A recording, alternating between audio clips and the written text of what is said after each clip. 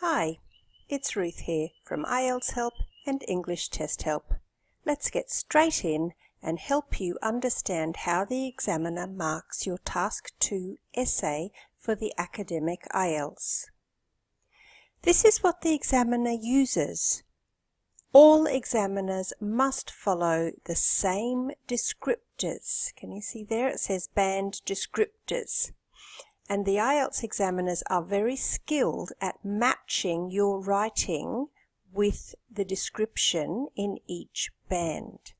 But for you guys, it's frustrating learning what all of this means. So, how can you please the examiner? So, remember the examiner is using very specific, very well-written criteria to score you. Your job is to meet the criteria. So you can't just turn up to the test without understanding the criteria and trying to match them in your writing. Here are the 4 criteria. Maybe some of you know these well already. Task achievement, coherence and cohesion, lexical resource, which means vocabulary, and grammatical range and accuracy. But what do they mean? The first one was task achievement. I want you to ask yourself these questions in the exam. Speak after me. Did I write what the task asked me to write? Did I answer the essay task question? Did I support my answer with relevant examples and detail? Did I develop my ideas or my argument? If you cannot answer yes to those questions, then you will not get a good score. So read the task carefully and don't go off the topic. You have to plan. Even if you plan for 60 seconds, it is worth it. Make sure your thesis statement is clear and simple. The thesis statement is the last sentence of the introduction. And throughout the other lessons, you will see very good models of thesis statements.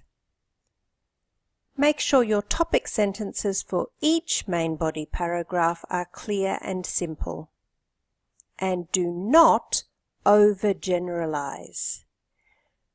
Many IELTS students are in the bad habit of saying all over the world or people think that. But which people? If you overgeneralize, if you don't be specific, you will limit your score. That was task achievement. Coherence and cohesion. Ask these questions. Repeat after me so you can remember them. Do I write with clear paragraphs? Is each paragraph clearly signalled with a topic sentence? Do I use the appropriate linking words and expressions?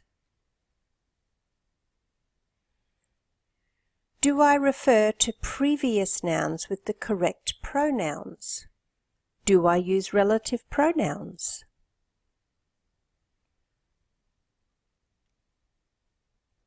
And do my ideas connect and flow logically? So the first paragraph must be an introduction with a thesis statement that guides the whole essay, and then the conclusion must repeat or match your thesis statement. If you don't do this, you will get a low score. You must use topic sentences at the beginning of each main body paragraph. You must use a variety of linking words. You should use some relative clauses using who, which or that, and even with relative adverbs like where, in which, to which, from which. And you should plan. If you don't plan, your essay will lack coherence and cohesion. The third one was lexical resource. This refers to vocabulary. Do you paraphrase the words in the task or do you copy them? If you copy them, you get a lower score. Sometimes you have to copy them, there is no choice. Do you change the word forms? Can you write with complex noun phrases? Do you use a variety of vocabulary for the topic? And can you spell properly? So don't always copy the words in the task. You need to change the word forms. For example, if there is a word teacher, use was taught or teaching. If there was the word construct, you can use present perfect, have constructed, or the noun construction. So change the word forms. Learn how to write complex noun phrases.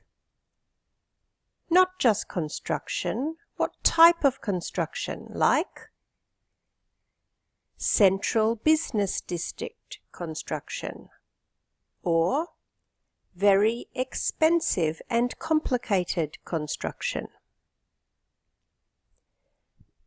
I encourage you to practice vocabulary by learning lists and common ideas for the most common IELTS topics, like climate change, education, technology, and health. And many people need to practice spelling. Some students are better than others, and I'm sure if you are a mid-range English speaker, you already know if you're not good at spelling, so you have to practice. The last one was grammar. Repeat these questions after me. Do I use a mix of simple and complex sentences? Do I know which grammar features are common in which IELTS Task 2 type of essay? What do these questions mean? You need to mix up your sentences, some short and some long, some with one subject and one verb, and others with two subjects and two verbs with a conjunction. You need a range of sentence types. And learn which grammars are most common with argument essays, discussion essays, problem-solution essays, and all of the other types of paragraphs you need to write. Please contact me if you don't understand any of these points. We need to keep going with the grammar. Repeat after me. Do I write with the correct English word order? And do I get the simple things right? Punctuation and S's for plural and third person singular. Try not to write Chinglish or Spanglish or any other type of English that is interfered with from your mother tongue. Remember your basic English lessons. Where is the main subject? Where is the main verb? And does the verb need a direct object? And be careful with all those little things, like capital letters, S for plural, S for third person singular. It reaches 30 degrees. And articles, oh my goodness, so many students make silly mistakes with the and a. Let me finish by showing you some examples. Here, the student has made a mistake by putting a preposition for after the word seek. This is wrong. The student has also made a mistake by putting the wrong preposition after the word benefit. And here, the student has used the wrong relative pronoun. Here, the student forgot to use passive voice. So this student would get a lower score for vocabulary and grammar. What about this one? This student has tried to use, oh, I'm sorry, those birds are noisy. This student has tried to use some good linking words at the beginning of the paragraphs. Secondly, while, also. And they've also tried to use some linking words in the middle. Therefore, and, in this case. So this student, because they are successful, would get a high score for coherence. What about this one?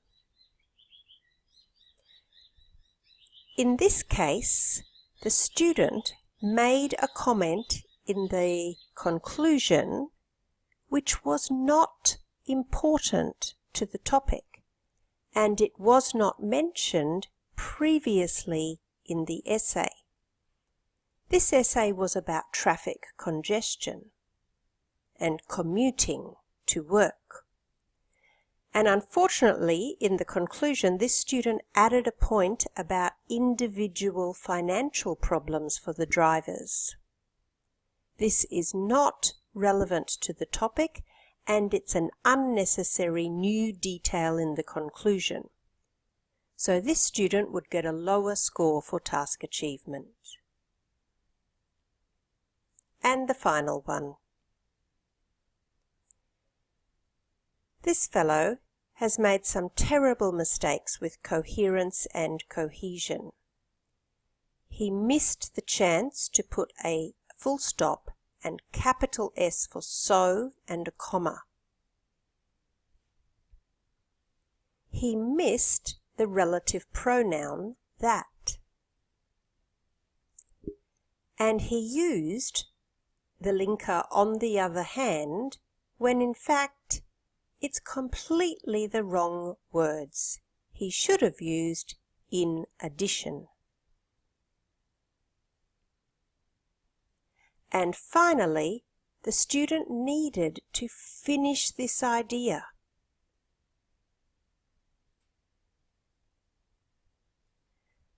So, the mistakes in green would lead to a low score for coherence and cohesion, and this mistake here, an incomplete idea, would lead to a low score for task achievement. I hope that's helped you understand the Writing Task 2 criteria.